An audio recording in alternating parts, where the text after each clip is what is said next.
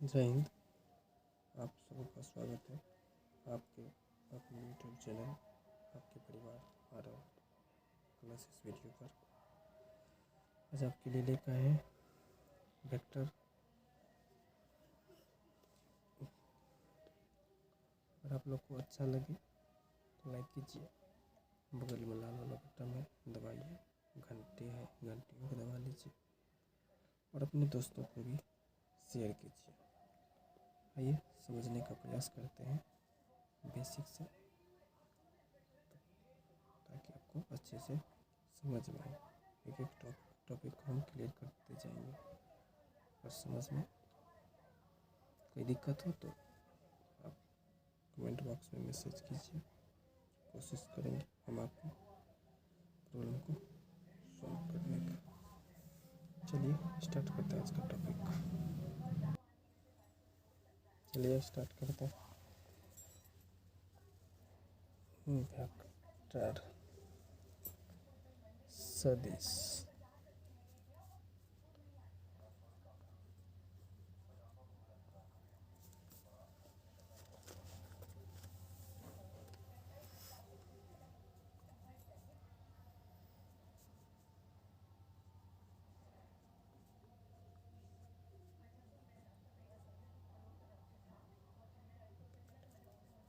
भौतिक राशियाँ।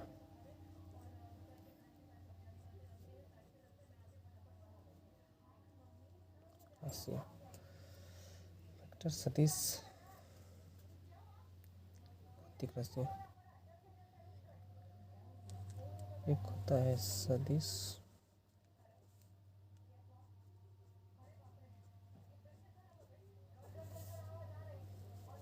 एक होता है अदिश।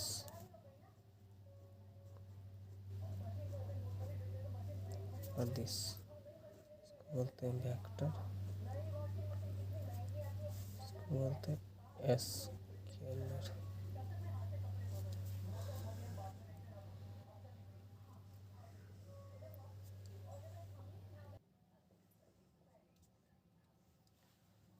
वेक्टर सदिश लोगों ने 11th में पढ़ा होगा, वेक्टर और स्केलर क्वांटिटी के बारे में, सदिश और अदिश राशियों के बारे में। इसलिए हम कुछ बेसिक से जानकारी हासिल करते चलेंगे। हम आगे बढ़ते हैं। भौतिक राशियाँ दो तरह के होते हैं, होता है सदिश, इसको वेक्टर बोलते हैं, एक अदिश स्केलर। सदिश और सदिश किसको कहते हैं, अदिश किसको कहते हैं? तो सदिश कहते हैं ऐसी राशियों को जिसमें दिशा के साथ साथ परिणाम हो, और जिसमें सिर्फ अदिश इसको कहते हैं जिसमें से परिणाम हो। अदिश में सिर्फ परिणाम हो।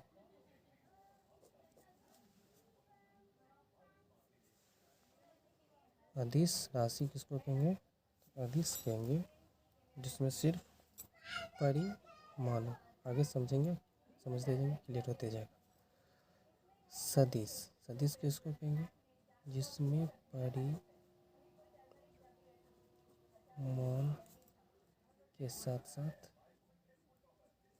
दिशा भी होना चाहिए। इसमें परिणाम के साथ साथ दिशा भी होता है, उसको हम सदिश। और जिसमें सिर्फ परिमाण हो उसको अदिश राशियाँ कहते हैं। जैसे कुछ भौतिक राशियाँ हैं, समय या आपका त्वरण है, वेग है, लंबाई है। बहुत सी भौतिक राशियाँ हैं जिससे कि आप फिजिक्स में पढ़े, जिसकी ज़रूरत आपको फिजिक्स में पढ़ती भी है। यहाँ पे आपको भौतिक राशियाँ से आपको नहीं पूछा जाएगा, लेकिन थोड़ा बहुत इसकी जानकारी के लिए थोड़ा चर्चा करते हैं, आपको समझाने का प्रयास करते हैं। चलिए कुछ चर्चा करते हैं आपसे। कोई आपसे पूछे, अच्छा बताओ तुम घड़ी पहनते हो, अपने घड़ी पहना हुआ है, पूछते बताओ कितना बजा है, तो बताएंगे उसको 5 बज रहा है या 4 बजा है या 2 बजा है। आप यही बोलेंगे, आप उसको ये नहीं बोलेंगे कि 5 बज रहा है उत्तर दिशा में या 5 बज रहा है पूर्व दिशा में, या आप उसको दिशा नहीं बताएंगे, सिर्फ आप उसको समय ही बताएंगे। जैसे ही आपसे पूछा समय, तो आप समय बता देंगे। आपके मन में ये सवाल नहीं आया होगा उस वक्त कि ये किस दिशा की बात कर रहे हैं, या आपसे जो पूछ रहे हैं आप उसको ये नहीं पूछेंगे, अच्छा भैया ये बताओ कि कौन दिशा के समय पूछ रहे हैं आप, उत्तर दिशा में या दक्षिण दिशा में। आपके मन में ऐसा सवाल नहीं आया होगा। आप फटाक से अपनी घड़ी पे देखेंगे और जितना बज रहा होगा 2:20 हो रहा होगा, बोल देंगे 2:20 या 5:15, जो भी टाइम हो रहा होगा आप उसको टाइम बताते हैं, ना कि आप उसको दिशा भी बताते हैं। तो थोड़ा टाइम लगेगा, थोड़ा धैर्य रखें, फिर हम अपने टॉपिक पे आ रहे हैं। इसमें वैसे समझ में आ गया होगा कि समय में सिर्फ परिणाम की ज़रूरत पड़ती है, दिशा की कोई ज़रूरत नहीं पड़ती। इससे आपको ये क्लियर हो रहा होगा कि समय जो है एक अदिश राशि है, क्योंकि वहाँ पे दिशा की कोई बात नहीं हो रही। क्लियर हो रहा है? अदिश। देखिए सदिश की बात करते हैं। मान लीजिए आपकी शादी हुई गई है, नई नई शादी हुई, आपके ससुराल से आपको मिला है बड़ा सा बक्सा, और आपका ससुर बोल दिया इसको उठाकर रख दीजिए। अब रख दीजिए तो बोलेगा तो आप कहाँ रखेंगे? आपको बोलेगा कि उठाकर इसको उत्तर दिशा में रख दीजिए।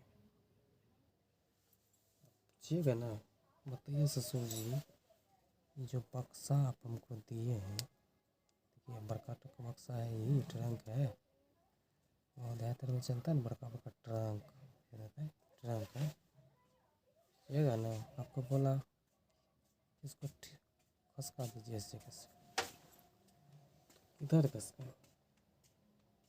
तब आपको बताएगा नहीं तो आप खसकाएंगे नहीं।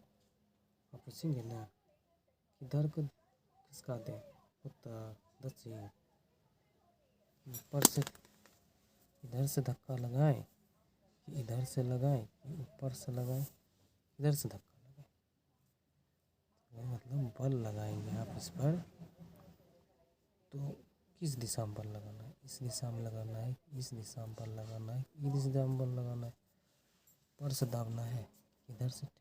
इसका मतलब क्या है कि जब आप बल लगाते हैं तो उसके लिए आपको दिशा की ज़रूरत पड़ रही है।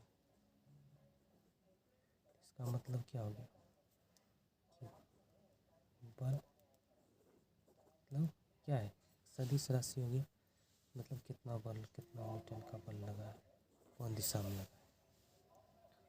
तो इससे समझ में आ रहा है कि जिस ऐसी भौतिक राशि जिसमें बल तो लगा रहे हैं, मतलब परिणाम कुछ ना कुछ तो बल होगा, परिणाम तो होगा ना।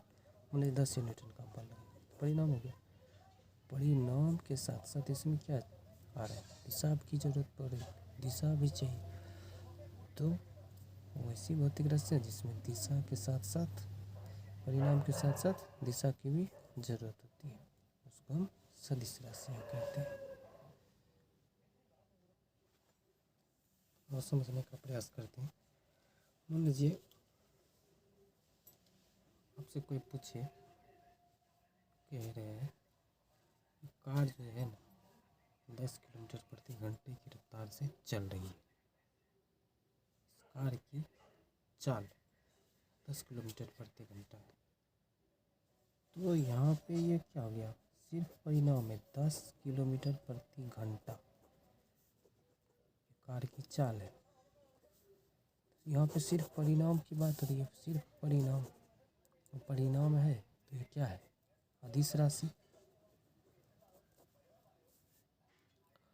और ये इसी में हम कह दें कि ये कार जो है, कार 10 किलोमीटर प्रति घंटा की रफ्तार से उत्तर दिशा में चल रही है।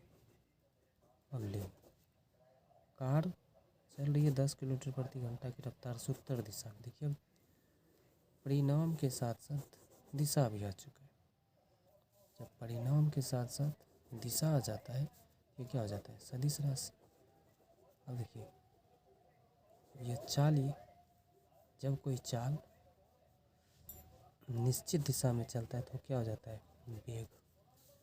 कोई चाल एक निश्चित दिशा में तय होती है तो उसको वेग कहते हैं। तो वेग क्या हो गया? सदिश राशि। चाल क्या हो गया? अदिश राशि। इसी तरह से आपको सदिश और अदिश अब क्लियर हो गया होगा। तो आप ऐसा कीजिए और अपने से समझने का भी प्रयास कीजिए। जिस हिसाब से हम पूछते हैं लकड़ी क्या है, सदिश है या अदिश है, तो आप बोलेंगे लकड़ी की क्या बताएंगे? लंबाई। तो इसी तरह से आपके मन में और जो भी है भौतिक राशि उसका एक चार्ट बनाइए। एक तरफ सदिश लिखिए, एक तरफ अदिश लिखिए, उससे आपको क्लियर हो जाएगा और आपको फिजिक्स में बहुत हेल्प होगा। लकड़ी की सिर्फ आप लंबाई बताएंगे, ना उत्तर पश्चिम बताने लगेंगे। सिर्फ 10 सेंटीमीटर है या 15 सेंटीमीटर है, जितना भी उसकी सिर्फ लंबाई बताएंगे। आप उम्मीद करता हूँ आपको सदिश और अदिश समझ में आ गया होगा। मेन मकसद मेरा है ऑब्जेक्टिव तक ही पहुँचने का, आपका समय बर्बाद करने का नहीं है। देखिए, अब आता है types of vector. Types of vector, सदिश के प्रकार। इसमें सबसे पहला आता है शून्य सदिश। शून्य सदिश। शून्य सदिश मतलब जीरो वेक्टर, या इसको नल वेक्टर भी बोलते हैं, नल वेक्टर भी इसको बोलते हैं। देखिए, समझने का प्रयास कीजिए। मान लीजिए ये कोई ए, ये बी, इसके बीच में मान लीजिए डिस्टेंस दिया हुआ है 5 मीटर। तो अभी अगर ये दे दिया सिर्फ 5 मीटर, तो इसका मतलब ये क्या है? सिर्फ परिणाम और परिमाण है, तो सिर्फ ये क्या हो गया? अदिश। सिर्फ अदिश की बात हो रही है। सदिश के लिए क्या चाहिए? दिशा चाहिए। दिशा जरूरी है। तो दिशा, जब आपको मान लीजिए इधर से दिशा दे दिया, अब ये सदिश हो गया, यहाँ से यहाँ सदिश। लेकिन ये क्या कह रहा है? शून्य सदिश क्या कहता है कि शून्य सदिश सिर्फ वैसा सदिश को कहते हैं जिसका परिमाण जो होता है वो क्या होता है? शून्य होता है। शून्य सदिश में इसका परिमाण जो होता है वो शून्य होता है, शून्य के बराबर होता है। अब परिमाण कह रहा है शून्य होता है, यहाँ तो परिमाण कुछ निकल रहा है 5 मीटर या कुछ भी। तो इसको कैसे लिखेंगे? लिखेंगे ये किस दिशा में जा रहा है? ए से बी की ओर। ए बी मतलब जिधर जा रहे हैं उधर की ओर, इधर ना तो उतना लोल कब है? 5 मीटर, मतलब ए से बी की ओर जा रहे हैं। तो ये क्या शून्य सदिश है? अगर थोड़ा सा भी गैप है तो उसका परिणाम हो जाएगा, और परिमाण होगा तो शून्य सदिश नहीं हो सकता है। तो इसके लिए क्या करना होगा? समझने का प्रयास कीजिए। उसके लिए दोनों बिंदु को संपाती होना होगा, मतलब एक ही बिंदु पे दोनों को होना होगा। जो यहीं पे ए है तो ये है, तो ये दोनों बिंदु यही है, शुरुआती बिंदु भी अंत बिंदु भी। उसका परिणाम क्या होगा? 0 बराबर। तो इसको इससे कैसे लिख सकते हैं? इसको हम लिख सकते ए ए, इस तरह से लिख सकते हैं। इसको लिख सकते हैं, अगर मान लीजिए ए ए, अगर इस बिंदु बी है क्या लिखेंगे, बी बी। तो शून्य सदिश को आप या तो इस तरह से प्रेजेंट कर सकते, जीरो वेक्टर शून्य सदिश, या जो भी है ए बी बी, मान लीजिए सी सी, या डी डी, ये सब क्या है, शून्य सदिश के उदाहरण है। शून्य सदिश को देखिए तो शून्य सदिश में परिमाण नहीं हो सकता है, बिल्कुल भी। अगर परिमाण है तो वह शून्य सदिश नहीं, क्योंकि शून्य सदिश में परिमाण होता ही नहीं। बस क्लियर। अगला आपका मात्रक सदिश।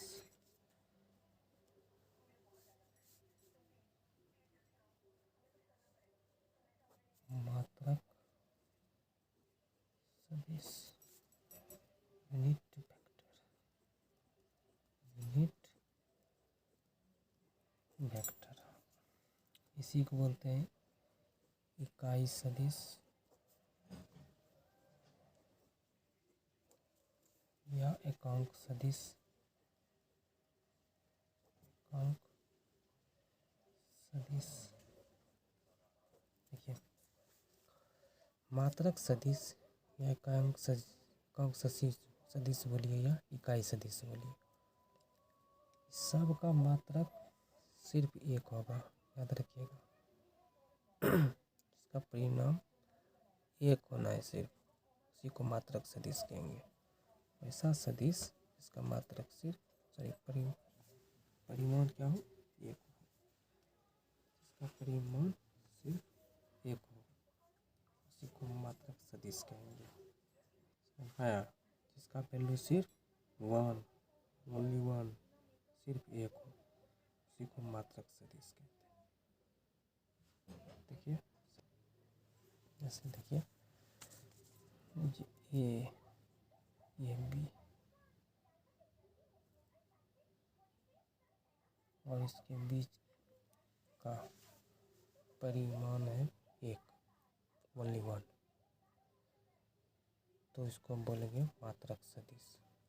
तो ये सब निकलता कैसे वो आगे हम सीखेंगे, पहले बस इतना क्लियर रखिए कि मात्रक सदिश या इकाई सदिश या एकांक सदिश उसी को कहेंगे जिसका वैल्यू सिर्फ और सिर्फ एक हो, ओनली वन, उसी को मात्रक सदिश कहते हैं या एकांक सदिश या इकाई सदिश कहते हैं।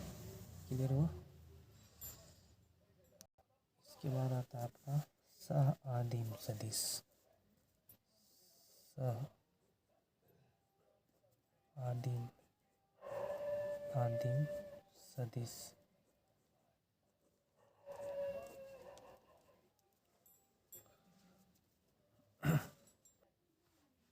सह आदिम सदिश वैसे सदिश को कहते हैं जब एक ही बिंदु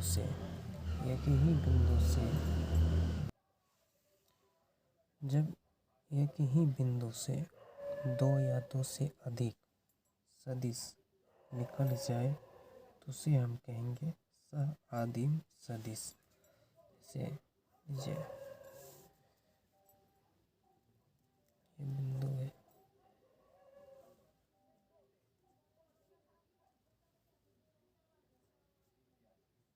ये बिंदु है,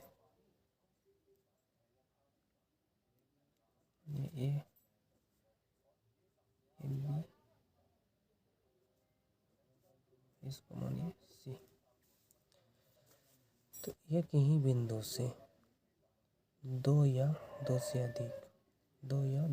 अधिक सदिश निकल जाए तो उसी को हम क्या कहेंगे, सह आदिम सदिश। कुछ नहीं, क्लियर कॉन्सेप्ट रखिए। एक ही बिंदु से जब दो या दो से अधिक सदिश निकल जाए तो उसको हम क्या कहेंगे, सह आदिम सदिश कहेंगे। देखिए ऑब्जेक्टिव के लिए ना ये सब आपको याद कॉन्सेप्ट रहना भी जरूरी है। उसके बाद ऑब्जेक्टिव बताएंगे तो आपको समझने में बहुत आसानी हो जाएगा, तो फिर दिक्कत होगा। देखिए थोड़ा कोशिश कीजिए, समझने का प्रयास कीजिए। देखिए अगला है समान सदिश, समान सदिश ये क्या होता है? देखिए, जब दो सदिश का दिशा और परिणाम दोनों समान हो, ये भी है 5 मीटर, ये भी लंबाई 5 मीटर, ये भी। तो देखिए, दोनों का दिशा भी समान है, इस दिशा में जा रही है, इस दिशा में जा रही, और दोनों का परिणाम भी क्या है? बराबर है। तो इस सदिश को क्या कहेंगे? समान सदिश। वैसा दो या दो से अधिक, दो या दो से अधिक भी हो सकता है। वैसा दो या दो से अधिक सदिश जिसका परिणाम और दिशा दोनों क्या हो? समान हो, तो उसको हम क्या कहेंगे? समान सदिश कहेंगे। ये अगला आता है संरेख सदिश। समझने का प्रयास करते हैं। संरेख सदिश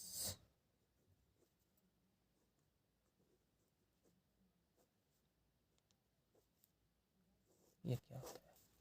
देखिए, संरेख सदिश में जब दो सदिश मान लीजिए ओ ए है, जब दो या दो से अधिक सदिश एक दूसरे के समांतर हो, बस दो या दो से अधिक सदिश क्या हो? एक दूसरे के समांतर हो, तो उसको हम बोलते हैं संरेख सदिश। जैसे मान लीजिए ओ से ए, इसका परिणाम है 5 मीटर, और इधर से मान लीजिए ओ से ए, और इसका परिमाण है कुछ मान लीजिए 4 मीटर या 5 मीटर। इससे कोई मतलब नहीं है कि किसका परिणाम क्या है, इसकी दिशा क्या है, इससे कोई मतलब नहीं। सिर्फ वो एक दूसरे के क्या होने चाहिए? समान अंतर होना चाहिए। जब दो या दो से अधिक सदिश एक दूसरे से क्या हो? समान अंतर हो, क्या हो? समान अंतर हो, तो उसको बोलते हैं हम लोग संरेख सदिश। अगला ऋणात्मक सदिश। ऋणात्मक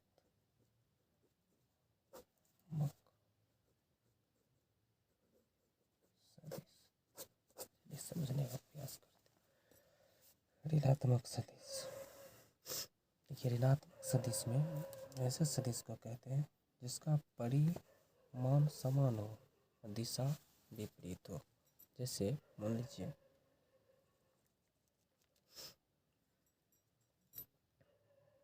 वो है बी है,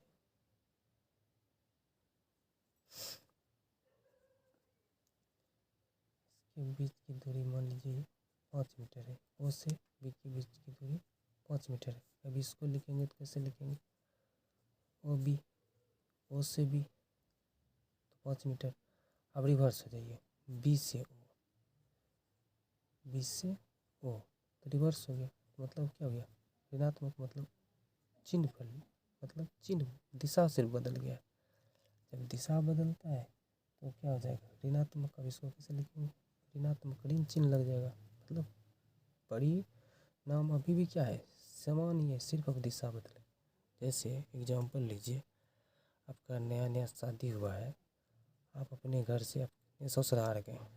मान लीजिए आपका ससुराल 20 किलोमीटर है, आप ससुराल गए, इधर से जा रहे तो प्लस में जा रहे, इधर से आप उल्टा, या ससुराल से घर आ रहे तो उल्टा, मतलब क्या होगा? परिणाम तो सेम ही है। इधर से जाए फिर 20 किलोमीटर, इधर से आए तो फिर 20 किलोमीटर, इन उधर से आए तो 21 किलोमीटर हो जाती है। इधर से जा रहे तो वही 20 किलोमीटर, उधर से आने में भी आपका वही 20 किलोमीटर। सिर्फ क्या है फ़र्क? तो दिशा का फ़र्क। इधर जा रहे तो सीधा दिशा में तो प्लस, उधर से आ रहे उल्टा दिशा में तो माइनस। बस ये ऋणात्मक सदिश। तो आशा करता हूँ आप लोग को ये सदिश के बारे में जानकारियाँ अच्छी लगी होगी। अब आप लोग को लिए इस वेक्टर का ही ऑब्जेक्टिव बहुत बेहतर ट्रिक ही लेके आएंगे, ताकि आप लोग अच्छे से इसको समझें और एग्ज़ाम में अच्छे स्कोर कर सकें, आपका अच्छा एग्ज़ाम जाए।